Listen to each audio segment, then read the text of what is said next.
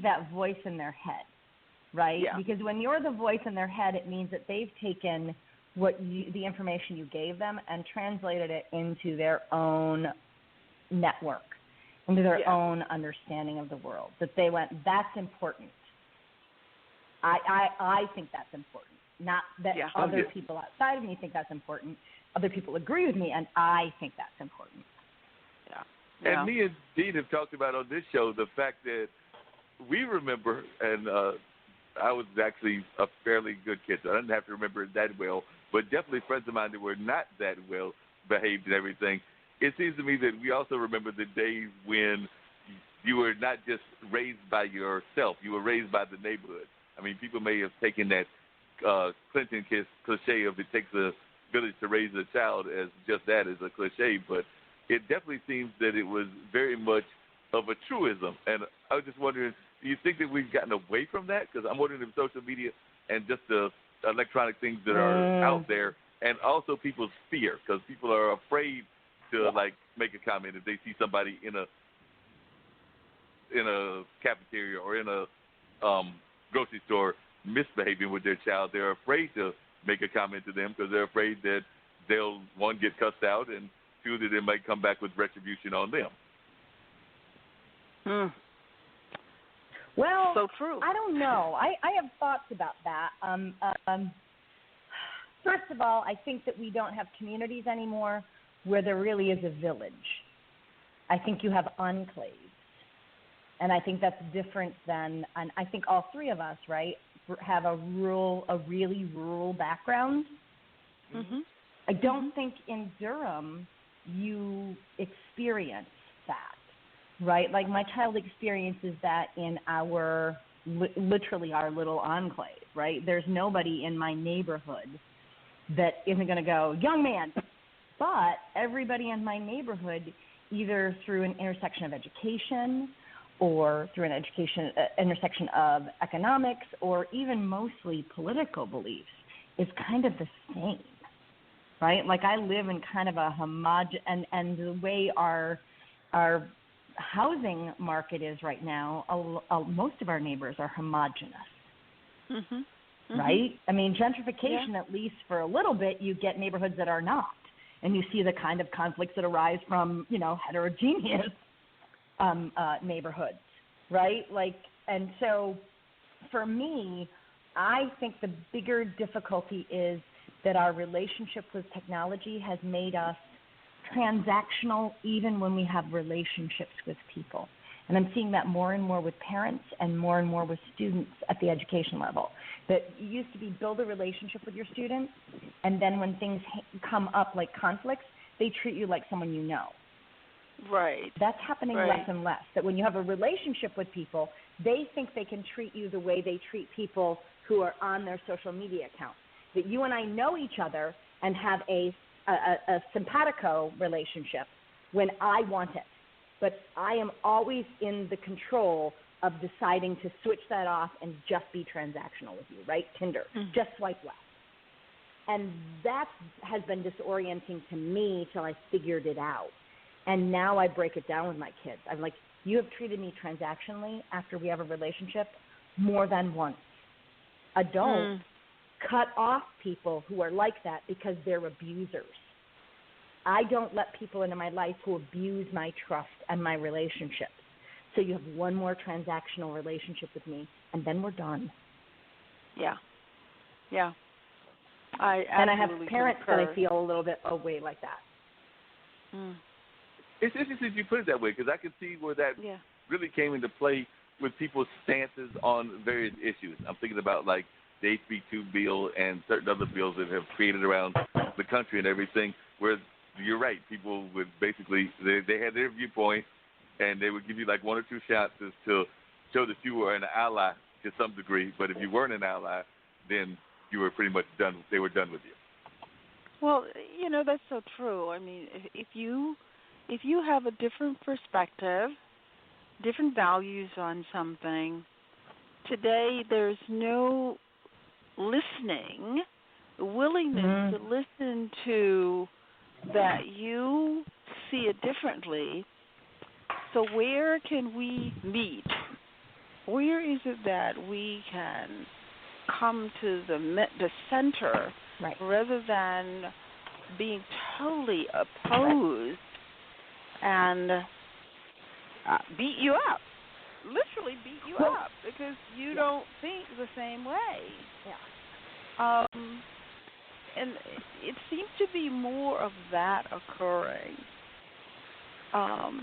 That doesn't set up a world for our children. Mm-hmm. And I keep going back to that because we're creating this world. And because like sometimes it or not, I wonder. Yeah, because you talk about kids and the way that they will be impacted.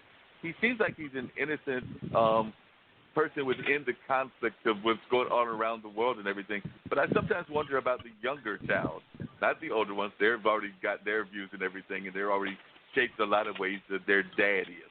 But I sometimes wonder, like, how is, and I cannot think of his name right now, but no, it begins with a B, but the younger child of the current person in the White House going to feel and develop as a child, because he is still a youngster right now.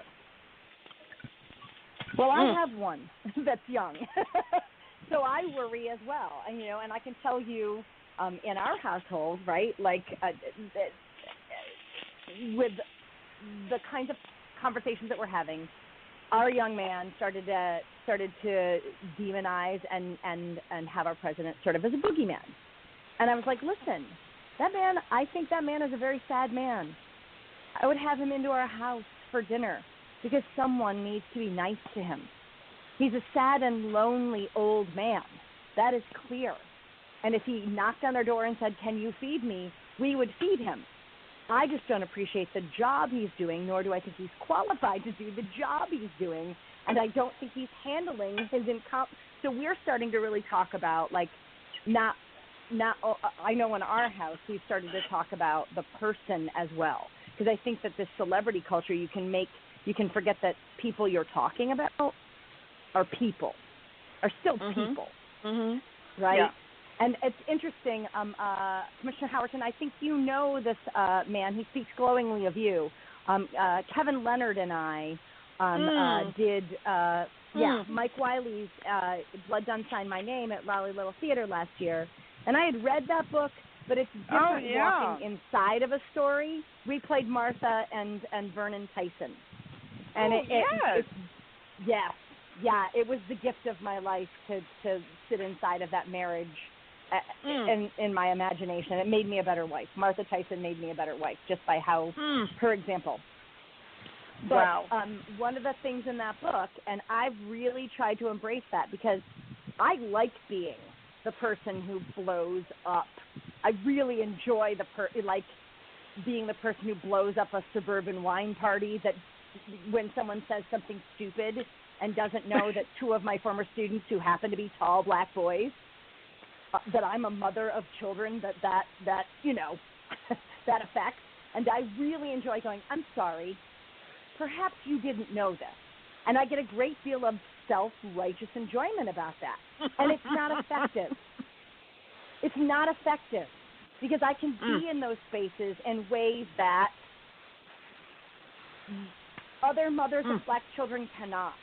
And I can influence. And there's a great line in Tim Tyson's book coming from his father. He said, you cannot influence a person to change without first building a relationship with them.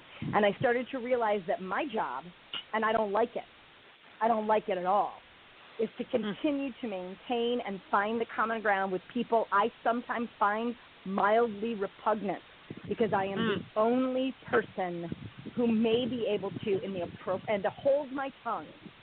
Woo-hoo! Those have been 2 lessons in vanity for me in the last 2 years. To just be like, cannot be right, but to stay present in the room so that I can be effective. And the other thing about Tim Tyson's book that he talks about, or that the being inside the story really embodied for me, is what's the cost you are willing to pay for change?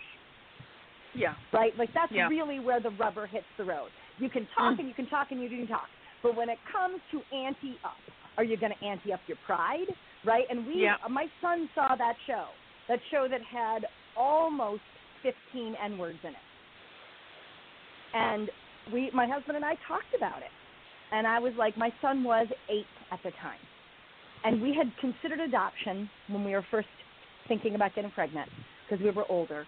And I said, if we had adopted the 3 young boys that we looked at, that we were really considering, like on profiles, like these are people who have, who need to be adopted.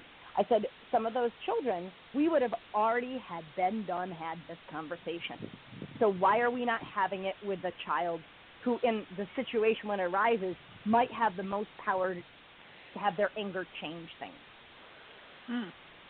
This is not a conversation that needs to be had with black boys in America.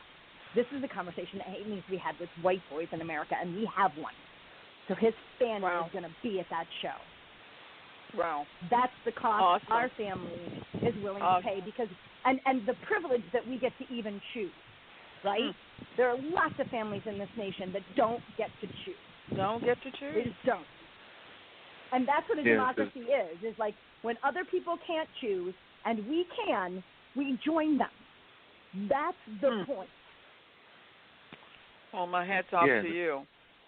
Yeah, you're doing some great stuff with your theater work and also just the way that you're making these very powerful presentations and having folks think about these issues. Because I think you've even done a couple of presentations that had to deal with kind of what's going on with our migrant community as well, because I know that's a big community and a big issue that folks are dealing with. And I know theater has touched, your theater stuff has touched that as well, if I'm remembering correctly. Yes, we were very, very fortunate. A young playwright let us do only one act of her show, My Mañana Comes. Unfortunately, our program, and again, who can take the classes, who's got access early, like all of those things, we didn't have many young men of Latinx backgrounds to do the show full out. Like I still struggle with diversity in our program at East Chapel Hill, and the cultural shift among young students and young families about the kind of people who do theater and their sexual orientation and whether doing theater will change your sexual orientation. That's still a thing I found out this year in talking with my students. I was like, yeah, I'm just going to start wearing a shirt that says theater doesn't turn you gay. It doesn't. As a matter of fact, most of the boys who join theater get a girlfriend. Okay. But that's, and you have to shake your head, right? Like that you go, I go, this still, but that's where we are. So that's where we have to start. But Elizabeth let us do her show called My Mañana Comes, and it's about the levels of racism even inside of that community, right? Like that one of the things that happens when you squeeze a community, any community, whether it's teachers and pay or, any time that you have limited resources and you put people hemmed in, they start to fight among themselves for those resources. Yes, they do. And I think it's an effective tool, right? It's what broke up the labor movement and its real push in the earliest 20th century. That's kind of the game in this country. And I think we keep falling prey to it, right? And one of the nice things about being in a theater piece, this piece that we did, is, an African-American guy who is the head of this group of waiters wants both documented and undocumented Hispanic men to strike with him. He's like, it's our time to stand up. And they're like, we can't. And the 2 documented people turn on the 2 undocumented, right? And as an audience member, when you sit out and you watch those shows, you can go, oh, that's awful. But when you're in it, it's hard to see how you're being awful.